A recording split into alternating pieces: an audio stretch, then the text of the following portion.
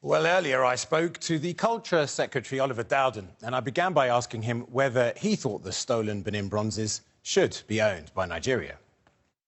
Well, I think that they properly reside in the British Museum. Now, that doesn't mean to say that we shouldn't work with the government in Nigeria to see how we can share it with them. Forgive me, and I understand sharing, but they were stolen.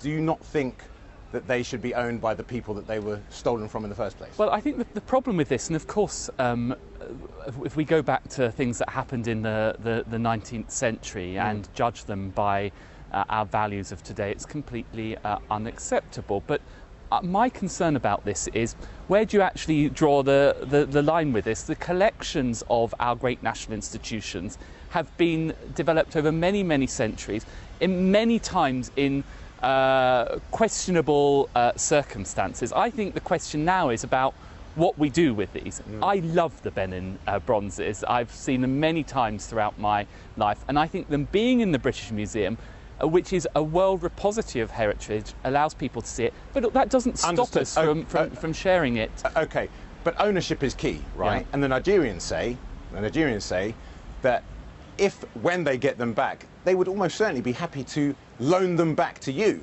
But the fundamental problem is that they were stolen from the Nigerians and they want to own them.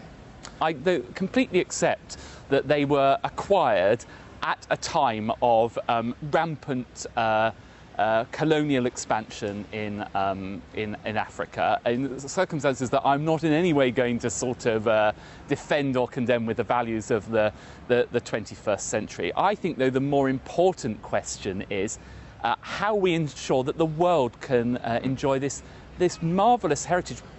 A letter will soon be sent, mandated under international law by the Nigerian government, to the British Museum, formally requesting return.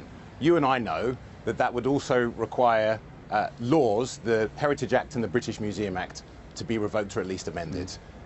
Is that a realistic prospect? No, we have no plans for doing that. OK, let me just bring us up to now.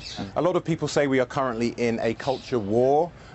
The phrase, the war on woke, if you like. Yeah. Some black people think that your government's policies actively undermine the lived experience of black people. What do you say to that?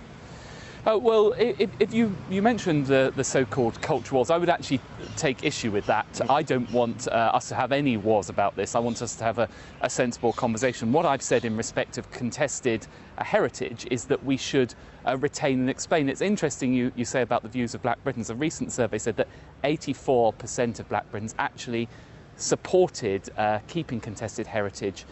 A palace insider has told this programme that the Queen is a supporter in principle of Black Lives Matter. Are you a supporter of Black Lives Matter? I am a supporter of ensuring opportunities for black people, cracking down on racism. I don't support every last iota of the Black Lives Matter manifesto, as it were, but what I do support is making sure that we protect people from appalling racist abuse online. I frequently meet with black football players on that, using my ministerial powers to improve the lives of black people. And when are we going to see action on social media companies clamping down on racism?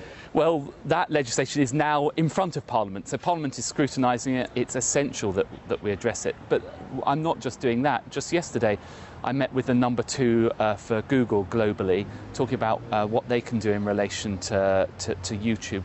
We have to address this because, having done so much work to stamp it out on the terraces, we cannot allow it to be normalised online. And the use of, the emojis, I won't even go into the details of it, all your viewers will be familiar with it. We've got to find ways of dealing with this. Culture Secretary, thank you very much indeed. Thank you.